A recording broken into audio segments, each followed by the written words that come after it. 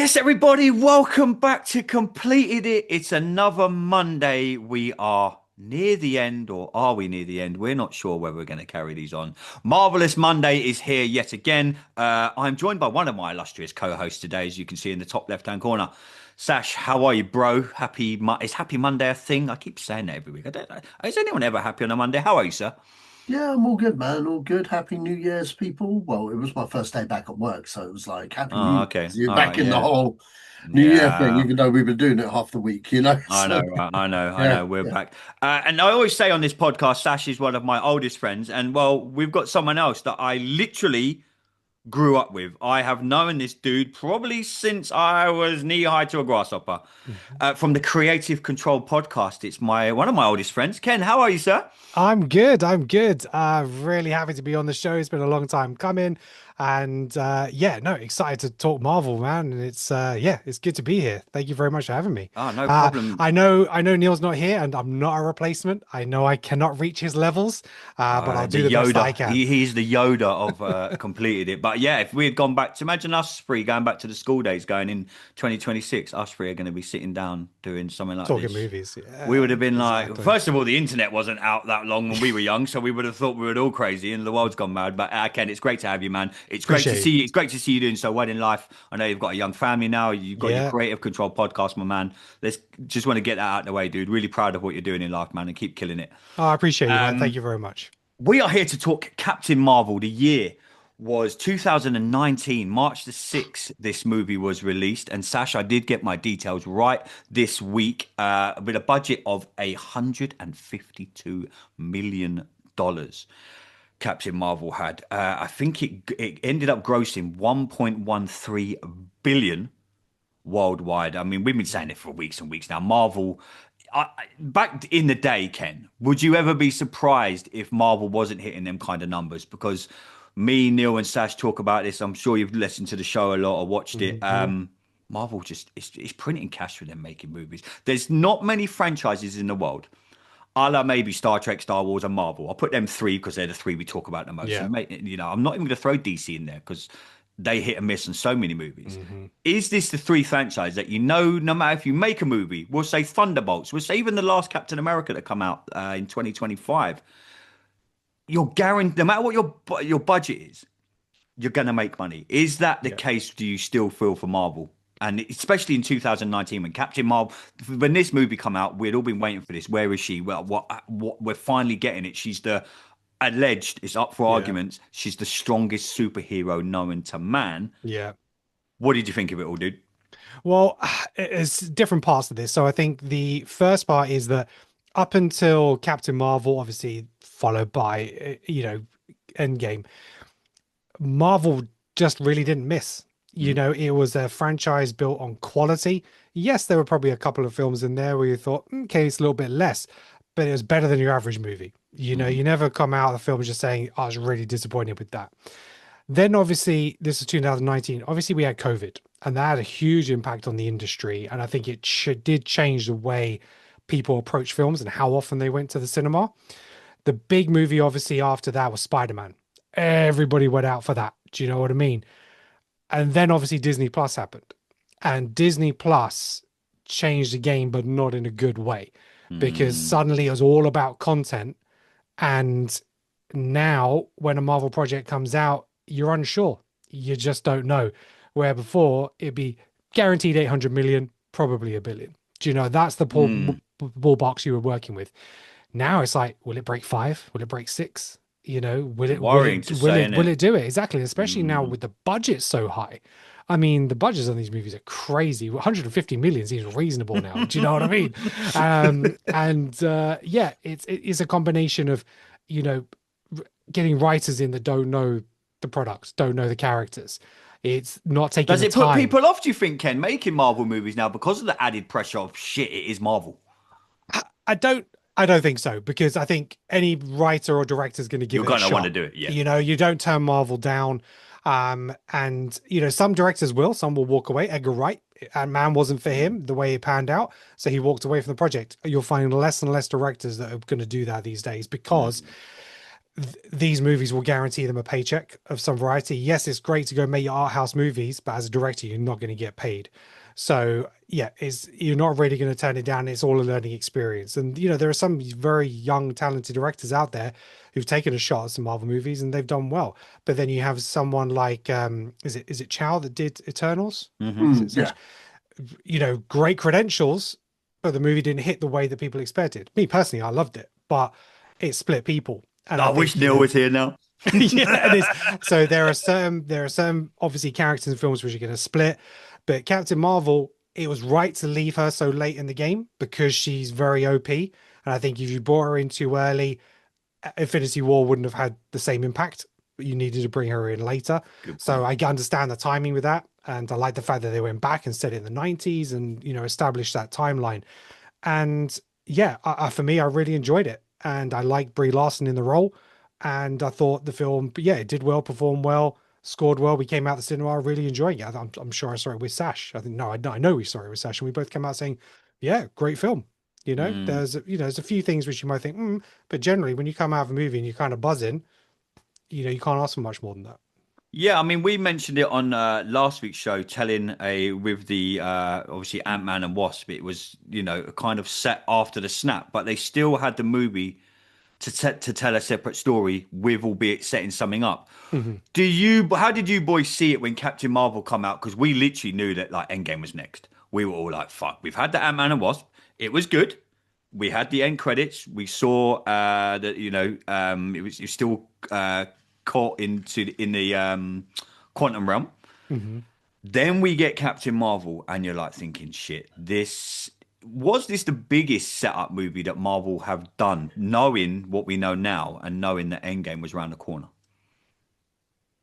Partly, yeah, because obviously at the end of Infinity War, he had Nick Fury with the pager, Left right? left a message. And had the little message with the symbol. Now, there were some people in there who didn't know who that was.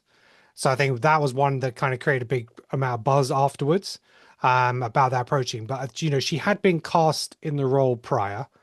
And ironically, she actually filmed her scenes for Endgame before Captain Marvel. I remember seeing an interview with her about that. Yeah. So when she filmed the tag on, I think it was the tag on Infinity War and a tag on, and then when she appeared in Endgame, she didn't know the character. She didn't have the look. She didn't have anything down. It wasn't until she had her own movie that she was able to then try and make the character her own. So, that's a very difficult journey for, to come in and be like, you're going to come in and make this huge impact at the end of this like 20-year cycle of movies, but you haven't performed your role solo yet, but it is going to come out before that. It's like, that's tricky to get your head around, right? So and I thought she did really well. And obviously you trust in the Russos pretty much. Their credentials in terms of comic book movies is incredible. You could argue they're up there with the best, or the best comic book movie directors. But yeah, I think it did set it up. And I think it threw some people off to go from such a big ending in Infinity War to then have these other movies before Endgame, but I think it needed it. You didn't want to just have Infinity War Sasha and Neil then just said go that to last Endgame week. Yeah. a year later. It wouldn't have been the same. So no, I like the way that they've rolled it out.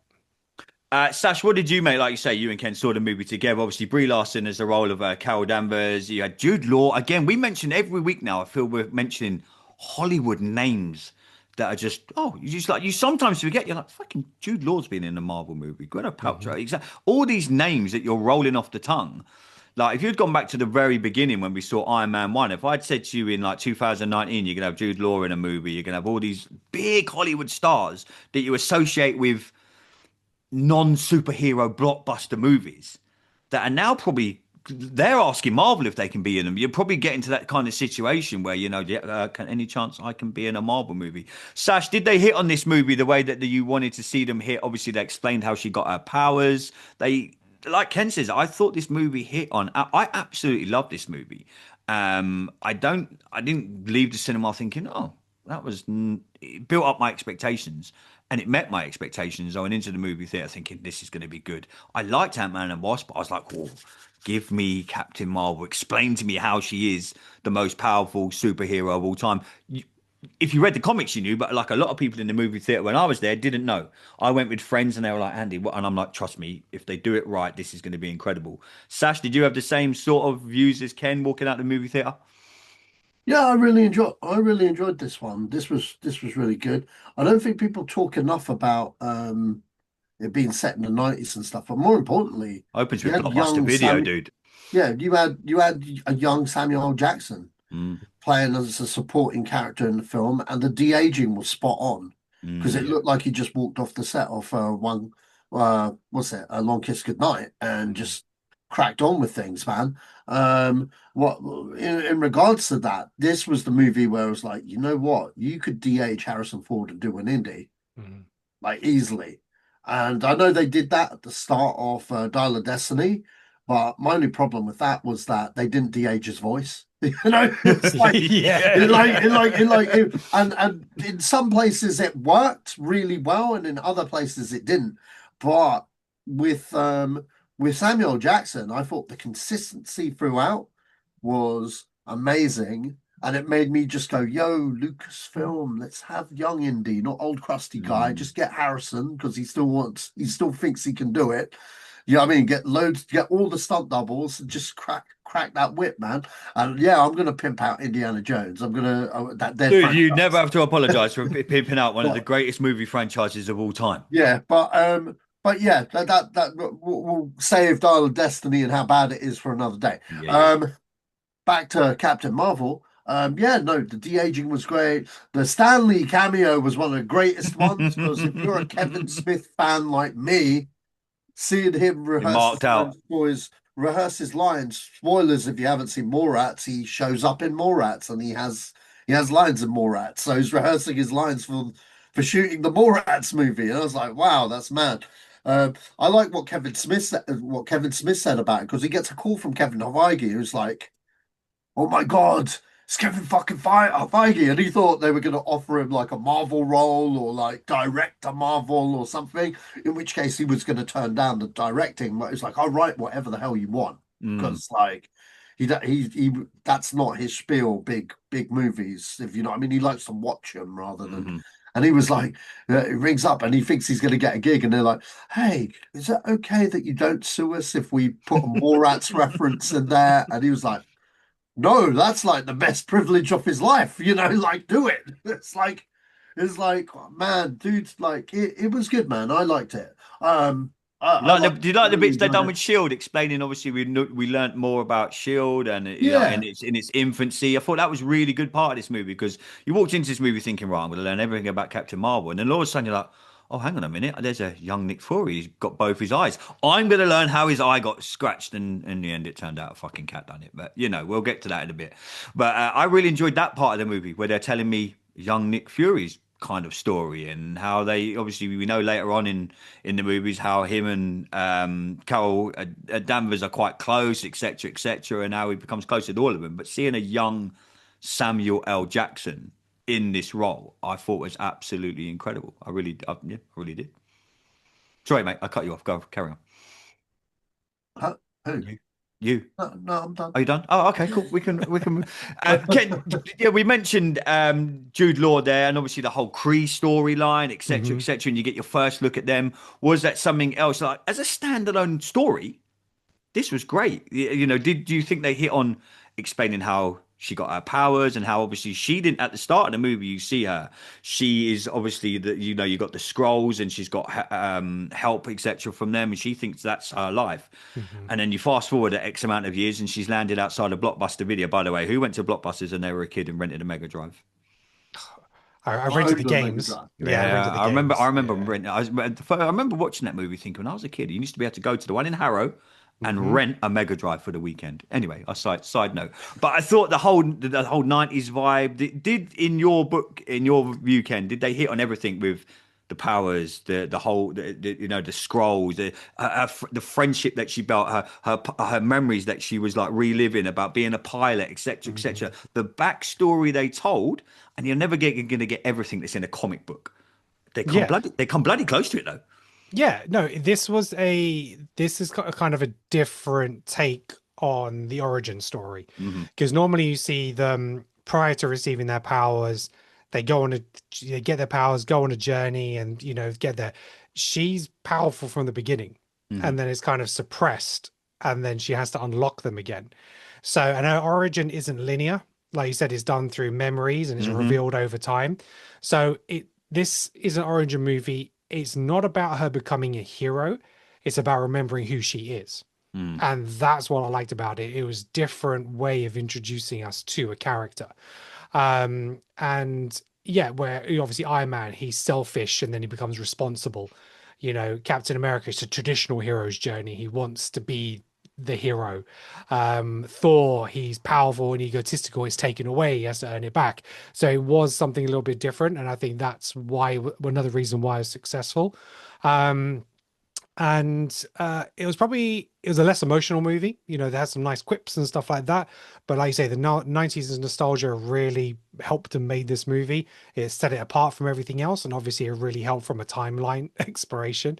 Mhm. Obviously we got Agent Coulson as well, seeing him younger and his more stuff with him and Samuel. So yeah, no, that was really, really great.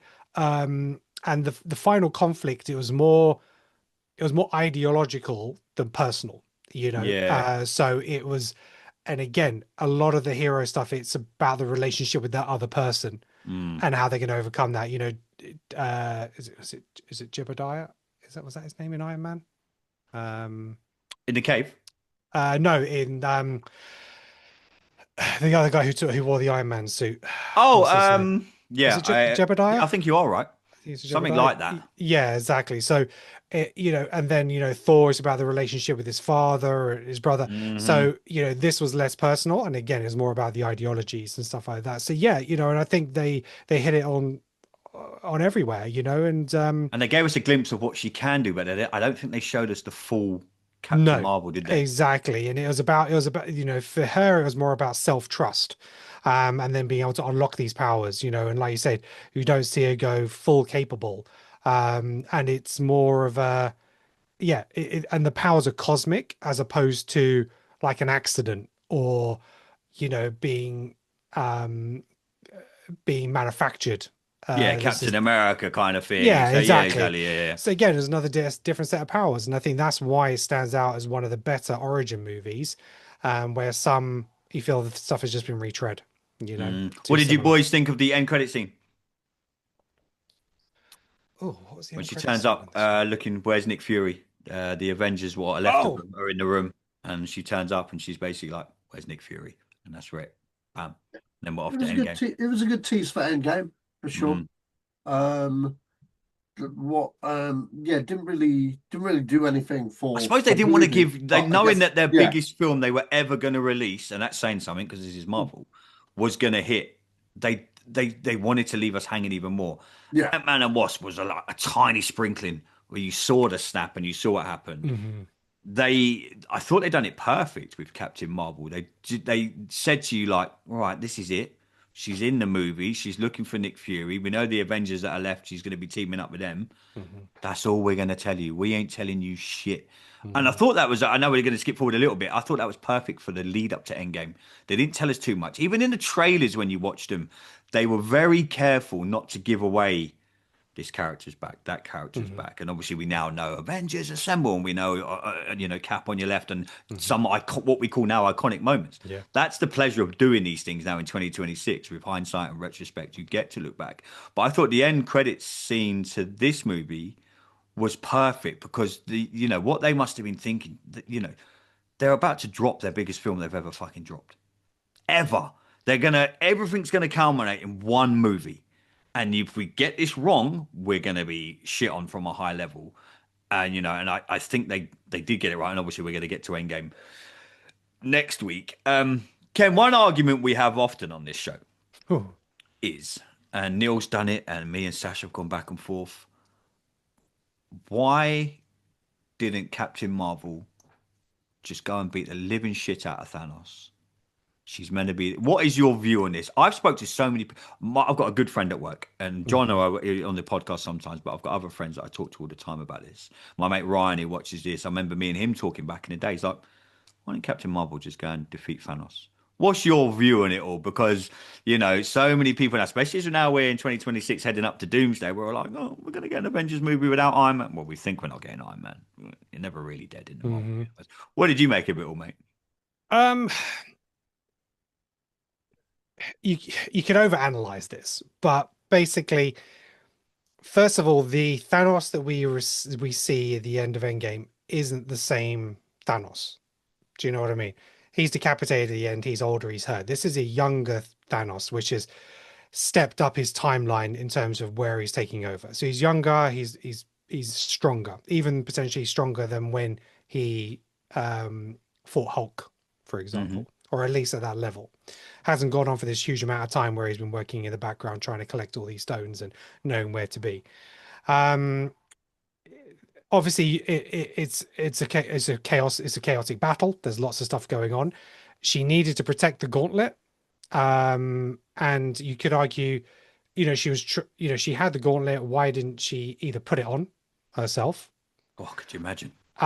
or just fly away and get out of his reach? So, but at the end of the day, it's a comic book movie. Yeah, you know, you have to get to the point where Iron Man's going to do the sacrifice. Yeah, I said that So to a lot of people. I'm like, this ain't it's question time. You don't have to go yeah, too deep into, you know. exactly. But you know, Thanos is strong in himself, but he's using the gauntlet to overpower her, and there's 5 Infinity Stones on there. So if you're saying, okay, well, she's as strong as him within 5 Infinity Stones, we don't have that quantifiable knowledge of how powerful she is. Yes, okay, she blasted through the ship and so forth and stuff like that. Hulk could have jumped up and gone through that ship. Do you know, the old Hulk, not you know, smart Hulk. So it's all about the gauges, and I didn't have a problem with it because she's not your lead character, she's not your main character. She's come in a movie ago. You don't want her to steal the spotlight, you know, unless she's going to be your focal point for all But your when you're movies billed moving as the forward. strongest Avenger, hmm that kind of adds. That doesn't add shit to the Infinity Gauntlet, I don't son. know. But when you're the Doesn't strongest add shit. Avenger, Did they not show you Guardians of the Galaxy what the damn Purple Stone would do? They showed you that shit. I'm just trying to play devil's End of. advocate. We do this There's every no week. discussion. Yeah, Star-Lord was able to hold a stone. You know, it's Yeah, but he has the genes. He Yeah, has the yeah. genes of Yeah. the Celestial. Mhm. She can be as powerful as she likes. She knows Celestial. She ain't taking no Galactus. She ain't Mhm. taking no Eternals. She ain't taking shit. You know what I mean? And then she's up against a Titan like fucking Thanos with an Infinity Gauntlet. Nah, bruv. She ain't doing shit. You know what I mean? She ain't doing shit. And then Well, that put me in my place. how did she get take out? Thanos was like, oh shit, I could lose this maybe, but you know what? Purple. Bang! See you later. Laters puts purple back on. Done. You know what I mean? Just done. It was a fair fight. It was a fair fight. He's a smart guy. He used his brains. You know what I mean? Done. You know what I mean? Brains won against Brawn there. Then bigger brains came and won against Snaps. So, you know. Yeah, because Captain Marvel was overpowering Thanos through raw strength. Yeah. You know, 1v1. Yeah. But obviously, you know, like he headbutted her. You know, it was like nothing. But then he removed the Power Stone and used it to knock her out. And it's like, well, that's fine. That's what it's there for. Yeah, exactly. Yeah. Yeah. So yeah. Boys, what people say that she should have taken in? No, I've had it, dude. I've been sitting in pubs on a fuck Friday these with guys, my bro. friends, and they're like, Captain, and I'm like, dude, you need to understand more of what goes on, because the problem you've got is when you get your casual, not everyone's geeks like us, lads. You just get your casual Marvel fan that's just like, well, you're telling me she's the strongest Avenger. Why ain't she just killing this dude? And then you're like, well, this is the whole point of these fucking things that he's got. And what do you think he's been doing? God knows how many years. Yeah, exactly. Collecting these, kind of defeats the objects of all the films that we've collected been these watching. things for half a decade, man. Come on. Yeah, you Let can him use argue them. why Wonder didn't beat him. You know, it's the same argument. You know, Could you imagine if they'd he done that? The finds a poor way. fucker don't get to use him. Just kills him like that. Thing is with Wanda, she doesn't really realize how strong she actually is. No, not at that point. That's the conundrum with Wanda. You know what I mean? Especially you look at her in what's it, Age of Ultron. She's not beating people up. Yeah, I Mhm. mean, she's not using her powers to the Mhm. extent of her powers. And I think they did a good job in the movies to show where she's at with that Mhm. kind of stuff. It isn't until Her you TV get to show. Endgame and the TV show that you realize, oh shit, Her TV she show is Yeah. probably the best one Disney Plus have done, in my opinion. I loved Oh, it. it's awesome. I Yeah. loved it. And it's people. Yeah. I know it was Sash. okay. It Yeah, was okay. Could everything have is been okay better. with this dude. You say It's to him okay. like, Could have been better. I could say to him, Sash, I just won 14.6 million. I'm going to give you six. And be like, oh, My okay. problem with that show, I've got to say it now. My problem with that show is she does all this shit to this town, right? And you got law Oh, I know enforcement, where he's going you with got this. more or less the FBI there, and they're like, yeah, we'll let you go. Don't worry. Get the fuck out of there with this shit. You know what What I the mean? fuck is the It would have FBI been gonna better. do? It would have been better if they'd Thank you. taken her into I custody. mentioned this a It few would have been weeks better ago. if she'd been taken into custody and she broke out. All How right. are they gonna take it into custody? Who's They, doing that? they could try. Ah, They God could bless you, try, Ken. I'm and she glad could you're You've got here. an get FBI that. agent there doing card tricks. Do you know what I Yeah. mean? It's not like they can do anything. Yo, they just took Venezuela. All right. So they will Oh my God, try. we brought current politics onto the podcast. Jesus. What has Okay. happened to us? Oh my Okay. God. See, Neil Look, has 1 week look, off. Sash brings all I'm up fucking saying is, political all I'm issues. saying is, yeah, all I'm saying is that you had the army there, you had the CIA there, you had fucking Witch Watch or whatever. I'm making up fucking agencies now. You had motherfuckers there to arrest and detain her. Okay, that's their purpose. They knew what they were up against, and no, oh no, you did it because we're gonna let you go because we feel bad. But get the fuck out of there with that shit. When they did that, it literally. And here's the thing, okay, I was a little bit disappointed with the show because of He's expectations, off now. most We ain't stopping him. definitely. We're not stopping. But at the same time though, when I rewatched it, I did do a rewatch. That ending, I like it a little bit better than I did when I first watched it. But that ending is still fucking bullshit. All right, It like was she like a should have just movie. escaped. She should have escaped from custody, and then I would have bought it. But they, or they should have tried to arrest her, and she just would have taken them out. You know what I mean? And just ran. You know what I mean? Why And did if the they wanted to FBI? Why have, did if the they wanted FBI to arrest have Whiplash? if they wanted to have like a understanding Oh thing God. between her and the woman that becomes like with the powers and shit, they should have had like an understanding where she lets her go, kind of thing. More, but there should have been more conflict, man, rather than oh, we're here to arrest you, but we're just going to let you go without no fucking conflict about her. It was just, I'm yeah, with it was Ken. What the shocking. fuck are the FBI going to do? I just. They ain't do Look, shit. it doesn't matter what the fuck, they're not going to do nothing, but you need the conflict, right? It makes no sense. That's why they're there. You know what I mean? That's why they're there in the fucking first place. Am I wrong? You see what happens when No, you they're there because it shows you how incapable they are of doing anything. Yeah, The fact is, you've got this character who can just contain this town, control all their minds, and dictate what she wants, and nobody can stop her. That's yeah, the point. yeah, Sounds but like you our The want, life. FBI yeah, I trying to get go and that, put but some handcuffs on you her. You're gonna be wanna like, have some "What conflict are there you because doing?" they're If they there tried to, to do that, people would be laughing. Why are yeah. you trying to slap handcuffs on Scarlet Witch? I'm not What? saying put handcuffs on. How are they I'm going to saying take her in? I'm like saying try to detain her of some kind, you know? It's Pull your turned into fucking chaos. This show's right? turned into utter chaos. I'll mention. I'll mention how Anyway, good I Superman is in a digress. minute, and I'll really I set him off. digress. Fuck that stupid show. Boys, let's just vaguely finish with Captain Marvel. Knowing what we know now, Ken, and I am adamant about this. Did they fuck up the Captain Marvel character? Or not the character. Looking at the movies that were to come, Marvels was oh my god, dude. I hope I Let's don't know if save that for the Marvels. Let's yeah, I save don't know that if for we'll the make it Yeah. to that show, You- but you always I'm spoil talking. shit. No, I'm not we're spoiling shit. We're sitting here talking about a movie that come out in 2019. I'm talking I'm about your spoiling podcast. shit. I'm talking about your podcast, isn't it? I'll mention Marvel's briefly. I just reckon didn't they have an messed up issue the with Marvel's. yeah. I don't know. I think what the trouble is, we don't know how it got fairly good critical reviews. Captain Marvel, it's fairly well received. Great fun. If it was released after Endgame, would people have cared? As in a backstory, yeah, okay, I got you. Because everyone wanted to see what was going to happen before Endgame. And I think partially the box office success is because I think I need to see this before Endgame. Mm. And that's Yeah. what drove people into the cinema. If this was set before Infinity War, I don't think it would have had the same bums on Yeah. seats.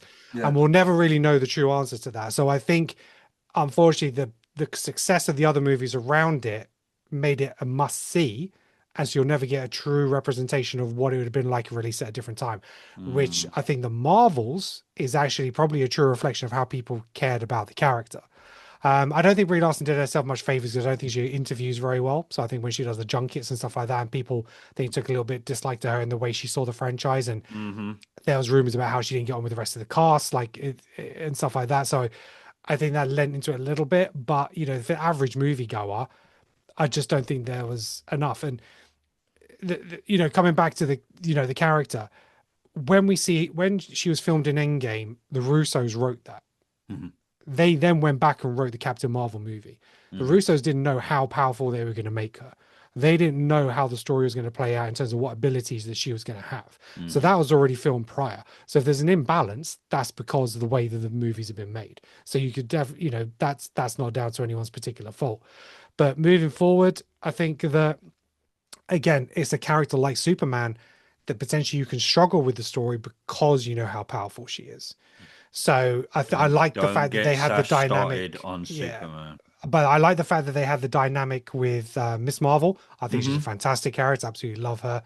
And you know, it was about those friendships and her family and stuff like that. So it worked. But yeah, the movie was just a little bit more disjointed. And again, it was one of those supervillains of the week. I get it. Yeah, I get it. We're getting another. I think we're getting another Captain Marvel movie in 2027, if I'm right in thinking. Yeah, maybe. I think maybe. I think it's they've muted. I remember they put something up at San Diego Comic Con in 2025 now, talking about it. But Ken, absolutely loved having you on the show, my man. It's been great to see you again. Just tell people that tune into this about your amazing podcast. You've got Creative Control, where you pretty much discuss a lot of the things that we do, but I know you're a big pro wrestling fan. I'm gutted I missed your Superman discussion last week because I wanted to be there to see you tear that motherfucker up there a new one about the greatest movie of 2025. They won't listen. I know, look, these boys. I love Superman, and it's a different take, and I won't go into it too much here, but yeah. So like I said, Kenan, I'm the host and creator of the Creative Control movie podcast. The original concept of it is, if we had creative control, what would we do? So it's about reshaping franchises, what we would do, sequels, rewriting movies, endings, that kind of stuff. But then we also started this trend of looking at top 10 movies. So we've done lots of different genres.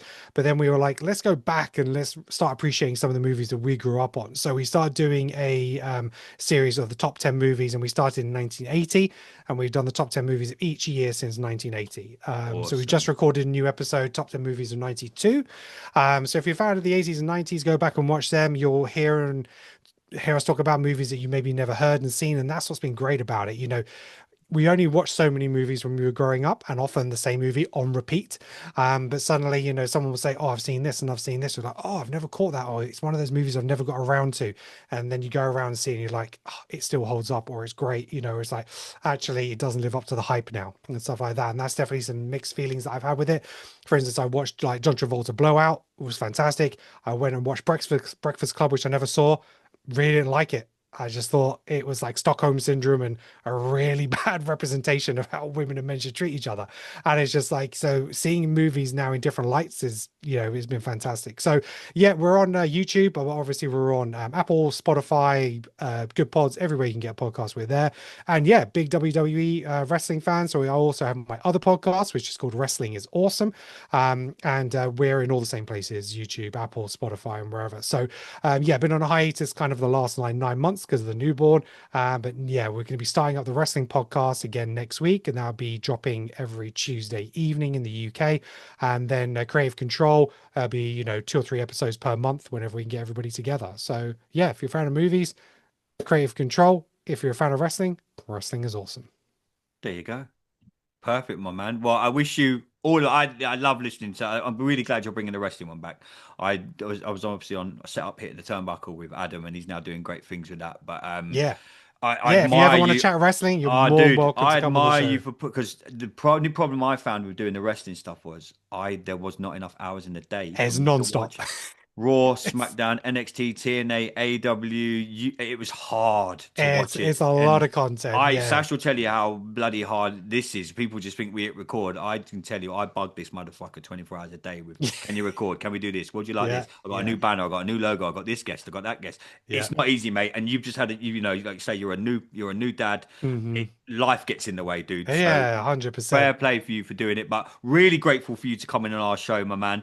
Love interacting with you in the WhatsApp group. Like I say, I've known this guy since I was literally this high from the school days. So to sit here now with you two, this is a really special moment for me. Just Funny how life comes around. Life is awesome. How about wrestling as well? Life can be awesome. But anyone that wants to check out our content, as always, we've got you can go onto YouTube, type in Completed It Podcast. We've got our new logo, our new banners, and everything up.